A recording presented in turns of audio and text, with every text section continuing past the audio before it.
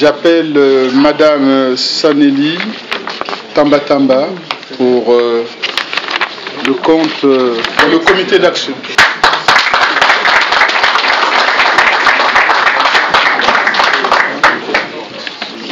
Mes chers compatriotes, mesdames et messieurs les participants, chers invités, la commémoration de l'indépendance de notre pays aurait toujours dû être un nouveau jalon sur le parcours plutôt bigarré de notre nation, à la fois de par le sens profond de ses ambitions, combien légitime, le symbolisme qu'elle aurait dû véhiculer et de par l'espérance qu'elle serait censée susciter dans le devenir de chacun de nous.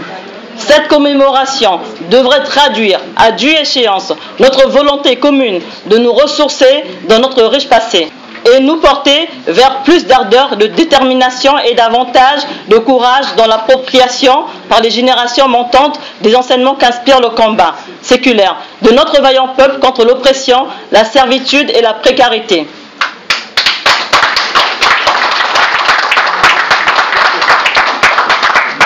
Je rends hommage aux hommes et aux femmes morts pour la patrie et à tous ceux qui, grâce à leur patriotisme au service de la liberté et de l'autodétermination, ont su baliser le chemin qui conduit à la dignité et au refus réitéré de la servitude. Que leur mémoire soit honorée et magnifiée, puisse-t-elle nous servir de guide et éclairer notre marche inexorable vers le progrès et le bonheur. La célébration de la fête nationale s'inscrit ainsi dans l'agenda continu de l'évolution de notre pays comme un devoir sacré de reconnaissance envers nos ancêtres, dont la lutte acharnée a permis au Congo de compter parmi les pays et les peuples qui luttent pour l'affirmation et la consolidation de leur souveraineté.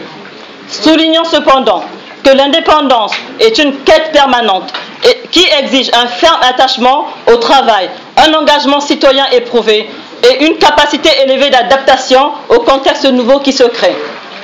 Mes chers compatriotes, mesdames et messieurs les participants, chers invités, sur ce registre, j'apprécie à leur juste valeur les efforts on ne peut plus louables déployés par tous les acteurs de la diaspora congolaise, jeunes, femmes, hommes, enfants, anciens, plombiers ou artistes, médecins ou manutentionnaires, en vue de la densification et du développement citoyen de notre lutte commune pour la restauration de la démocratie dans notre pays. Un et indivisible, le Congo-Brazzaville, que nous voulons n'en déplaise à ses fossoyeurs, unis du nord au sud et de l'est à l'ouest. Le Congo de nos jours est fort malheureusement celui de l'hégémonie tribale et de l'affrontement ethnique, celui également de la renonciation à la solidarité citoyenne et du refus de procéder à une redistribution équitable du revenu national. Il reste et demeure le Congo des privilèges indus et de l'imposture. Dans une situation où s'impose outrancièrement la régression culturelle et la dépravation des mœurs, l'idée que tout se vaut, qu'il n'y a aucune différence entre le bien et le mal, entre le vrai et le faux, entre le beau et le laid, que la victime compte moins que le délinquant, qu'il n'existe aucune hiérarchie des valeurs, qui milite pour le nivellement par le bas des connaissances, du savoir et des compétences. Où s'affirme la pratique selon laquelle tout est permis, que l'autorité du monarque est absolue, que le respect dû au seul souverain imaginable n'a aucun sens dans la vie au quotidien de ses composants aux yeux des imposteurs. Dans une situation où il n'y a plus rien de grand, plus rien de sacré, plus de domaine public inaliénable, plus de règles, plus de normes, plus d'interdits, le sens du collectif étant mort dans nos têtes, où l'individu qui a émergé au cours du gouvernement de nous-mêmes, composé pour l'essentiel de médiocres, est un pseudo-citoyen sans foi ni loi, singulièrement pendant les 17 dernières années d'un règne sans partage. Celui-ci est non seulement victime d'une évolution vertigineuse de mœurs dévoyées, mais il souffre désespérément d'un déficit criard de surmoi et a du mal à penser et à agir sur le mode du patriotisme citoyen. Où le triomphe bouffant d'une économie affirmerait-on péremptoirement en marche, prétendraient ses promoteurs, stupéfaits, choquent et amplifient le crétinisme. Quoi de plus pour se convaincre du mal-être des Congolais et de leur asservissement par ceux-là même qui se passent pour leurs sauveurs obligés et incontournables, sans lesquels le Congo disparaîtrait de la carte du monde, emporté irrémédiablement par le déluge consécutif à leur effacement de la scène politique. Mes chers compatriotes, mesdames et messieurs les participants, chers invités, Le Congo, notre pays, reste et demeure un monde où, malgré le pluralisme proclamé, ploie sous un régime de type stalinien. Un monde qui repousse les bornes concevables du totalitarisme en asservissant à l'État clan et à la clique de prédateurs repus et goulus l'ensemble de l'économie et qui substitue à l'initiative privée l'inertie d'un marché confisqué et la terreur de l'action publique érigée en instrument de dérégulation et d'appropriation inappropriée par des tiers imposteurs des biens et des personnes. Au regard de ce qui précède, l'on comprend mieux l'acharnement du président de la République à vouloir changer la Constitution.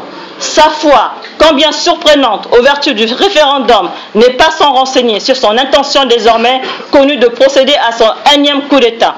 Personne n'est dupe des dérapages qui en découleraient lorsqu'on sait que, depuis le prononciamiento dévastateur et monstrueux de M. Sassou en 1997, plus aucune élection juste et crédible n'a plus été organisée.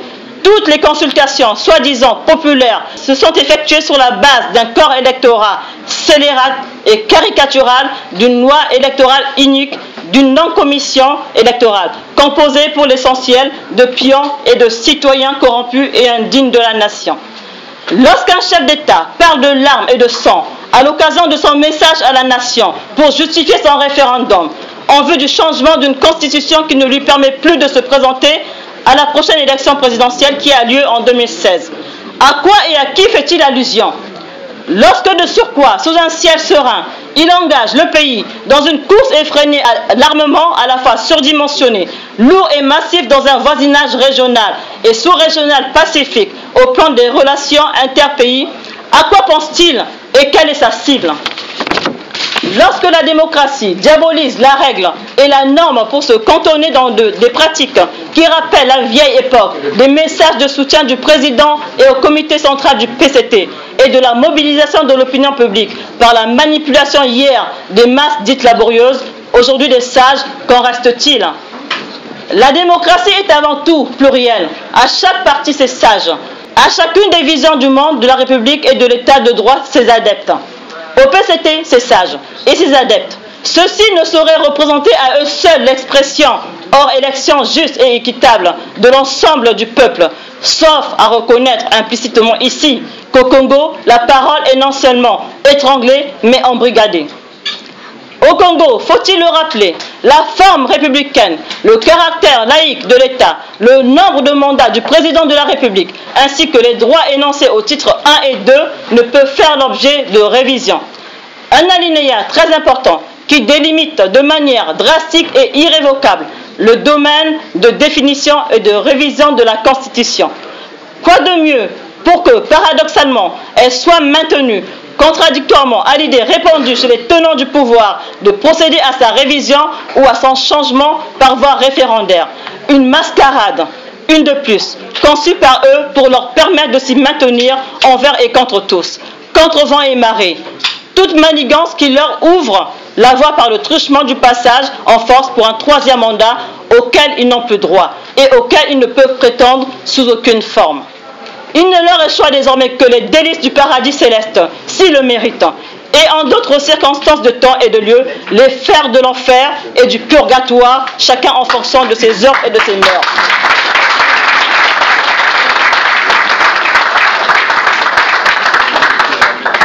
Il faut leur reconnaître que, jusqu'à ce jour, le paradis terrestre dont ils se sont cyniquement accaparés les bienfaits leur aura été d'une générosité paradoxalement clémente et d'une signification bassement et uniquement matérielle.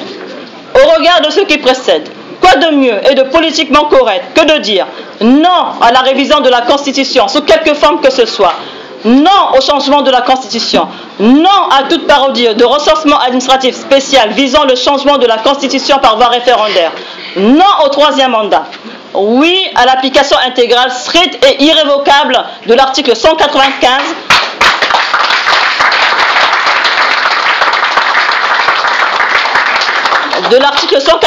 de la Constitution de 2002. Oui aux États généraux de la nation, seul moment qui permette aux Congolais de se parler, d'échanger et de surmonter les différences par le dialogue et le consensus. Mes chers compatriotes, mesdames et messieurs les participants, chers invités, la sortie de crise requiert des Congolais l'humilité, La lutte politique est un lent cheminement dont les résultats s'inscrivent dans le temps et la durée. Elle est pénible, difficile, imprévisible et contradictoirement exaltante. Elle est avant tout affaire de projet, d'idéal, de conviction, de choix personnels et collectifs. Elle est endurance, dépassement de soi, une expression assumée de bénévolat. Elle est l'amorce, l'approfondissement et la consolidation d'un mouvement profond, qualitatif, quantitatif, de la complicité que l'on manifeste envers son pays et la société à la transformation de laquelle on s'est engagé. Elle repose sur un style de travail citoyen, celui qui, anonyme et désintéressé, ne génère nullement des antagonismes absurdes, des incompréhensions malencontreuses, des ambitions mal maîtrisées, mais suggère plutôt des complémentarités opportunes et des solidarités pertinentes. Le style de travail citoyen repose sur la convergence au mieux, le compromis plus sûrement. Eux-mêmes empreints de l'esprit de conciliation, d'abnégation et de sacrifice, de la nécessité de privilégier l'intérêt général là où sa primauté est établie. Cette disposition suppose le respect de la discipline librement consentie, la conformité, l'esprit des lois, le recours au dialogue et à la concertation comme moyen de règlement des conflits et de surmonter les contradictions. Au nom du comité d'action que je représente du haut de cette tribune, je vous convie tous au combat pour la victoire de la lutte de libération nationale qui nous interpelle tous et à laquelle nous nous sommes tous engagés. Développant en nous le sentiment de multiplicité du moi qui induit la différenciation en soi et pour soi et justifie la dialectique de la nature. Cette réalité existentielle du moi et de l'autre, de la chose et de son contraire. Tout compte fait de l'inéluctabilité de la différence sans laquelle aucun mouvement n'est possible. En avant pour le changement, dans la paix, la liberté, le progrès et la démocratie en vue de l'émergence d'un état de droit garant d'une république laïque, juste, une, indivisible, citoyenne et conquérante. Je vous remercie.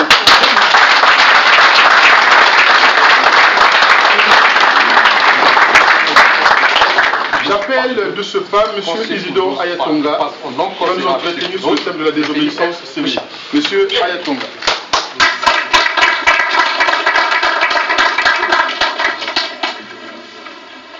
Chers compatriotes, chers résistants à la dictature Denis Sassou Nguesso, chers combattants de l'ombre, distingués participants, bonjour et merci d'être venus nombreux parmi nous pour fêter dans l'honneur les 54 ans d'indépendance, ou plutôt des pseudo-indépendances du Congo-Brazzaville.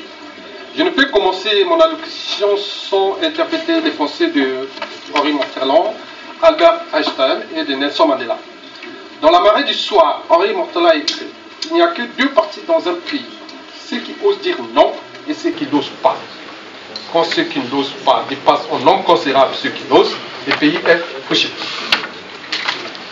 Pendant le Troisième Reich en Allemagne, Albert Einstein, qui est un juif, a écrit ceci: le monde ne sera pas détruit par ceux qui font le mal, mais par ceux qui les laissent faire sans rien faire. Et ceux qui ont le privilège de savoir ont le droit d'agir. Oui, la stratégie de Sassou Nguesso et son PCT est la fraude. À défaut de cela, la violence, la répression pure et simple, comme le témoigne la pancarte du PCT,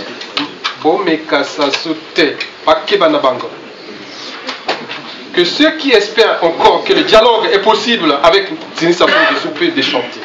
Enfin, pendant l'apartheid, Nelson Mandela a dit ceci: j'ai appris que le courage n'est pas l'absence de peur, mais la capacité de la vaincre. Alors, le peuple congolais courageux vaincra bientôt sa peur contre le tyran Denis Sassou Nguesso et ses sbires criminogènes. Chers compatriotes, chers résistants à la dictature Denis Sassou Nguesso, chers combattants de l'homme, le pays va mal, très mal.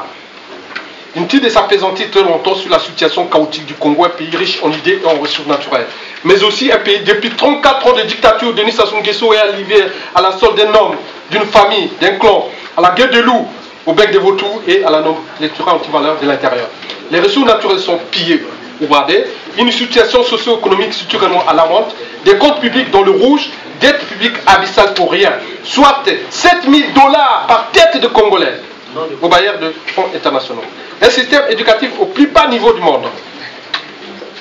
Des infrastructures éducatives, scolaires, universitaires, énergétiques, d'adduction d'eau, routière, urbaine, sociale, culturelle et sanitaire insupportables. Des conditions de vie indignes d'un pays pourtant producteur de pétrole, de gaz et de bois précieux.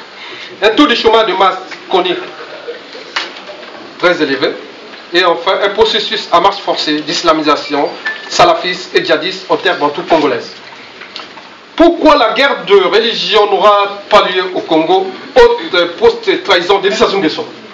Méfions-nous des euphémismes du type l'islam est modéré au Congo. De mon point de vue, il n'y a pas d'islam modéré et un autre extrémiste. Il n'y a qu'un seul Coran et donc un islam. Proclamons avec force notre refus de voir le Congo, de voir la religion islamique devenir majoritaire au Congo, de voir un jour le Congo devenir membre de l'organisation de la conférence islamique, de voir un jour le Congo devenir le théâtre de guerre de religion, parce que les relations entre l'islam majoritaire et les autres communautés religieuses sont potentiellement et structurellement problématiques. Oui, la solution adoptée par l'Angola sur l'islam pourra aussi être envisageable au Congo et par voie référendaire. Chers compatriotes, chers résistants à la dictature de Denis Sassou Nguesso, chers combattants de l'arme, le pays va mal, très mal. Le Congo du roi Denis Sassou Nguesso est à l'image d'une grande cour de récréation que chacun de nous a peut-être eu l'occasion d'observer dans les cours d'école de n'importe quel pays. Cela veut dire que nous sommes en présence d'une gouvernance juvénile et infantile où les règles du jeu sont fixées ou dictées par le plus fort de la cour de récré.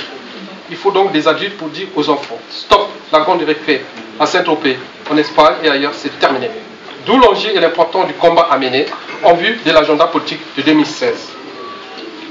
Chers compatriotes, chers résistants à la dictature de Denis Sassou Nguesso, chers combattants de l'ordre, la valeur d'un peuple ne se mesure pas à l'individu, elle se mesure en termes de collectivité, de courage, d'intelligence, de la force d'oser dire non. Albert Camus ajouta, je cite, ce n'est pas la révolte en elle-même qui est noble, mais ce qu'elle exige, j'ajouterai de l'individu. Par ailleurs, le peuple congolais ne souhaite plus laisser M. Denis Sassou Nguesso vouloir le trahir indéfiniment et impunément dans le temps. La désobéissance civile devient donc le préalable vers le processus de l'alternance politique apaisée au Congo-Brazzaville d'ici à juillet 2016. Le terme de désobéissance civile fut créé par l'américain Henry David Thoreau dans son essai La désobéissance civile, publié en 1849, à la suite de son refus de payer une taxe destinée à financer la guerre contre le Mexique et l'esclavage des Noirs aux États-Unis. Négocier la désobéissance civile est une forme de peuple congolais par sa densité de matière et des neurones sera de la révolte au sein de la place. La révolte classique oppose la violence et la violence. La désobéissance civile elle refuse aussi aucun pouvoir illégitime et de nourrir ce pouvoir par sa propre coopération. Le principe même du pouvoir politique pourrait rendre possible le fait que seule action que vous aurez en effet, et le pouvoir de vous démonter toute sa puissance pour avoir libéré le Congo de votre désordre pour la population et de votre sorcellerie. Un peuple peut donc résister sans violence par la désobéissance civile et provoquer le fondement d'un État illégitime. Dans les cas où les tyrans s'obstinent d'obtempérer aux injections du peuple tenant à faire respecter leurs droits, la désobéissance civile se poursuivra jusqu'au déséquilibre des forces entre le peuple et le pouvoir illégitime. Avec la désobéissance civile, Denis Sassou Nguesso et son peuple doivent être en position de faiblesse totale, pas de participation à aucun agenda politique pensé et organisé par Sassou Nguesso, son régime et ses lobbies entretenus illégalement par les deniers publics congolais. L'objectif est que Denis Sassou Nguesso négocie sa chute ou son départ et le peuple congolais, par sa densité de matière et des neurones, sera libéré par lui-même. Eh bien oui, aussi haut qu'un volera doit un oiseau, il finira par se poser. Il est temps que vous, messieurs, Denis Sassou Nguesso, vous vous reposez. C'est le seul arbre que vous aurez planté. Et le peuple se souviendra de vous pour avoir libéré le Congo de votre médiocrité et de votre sorcellerie. Je vous remercie.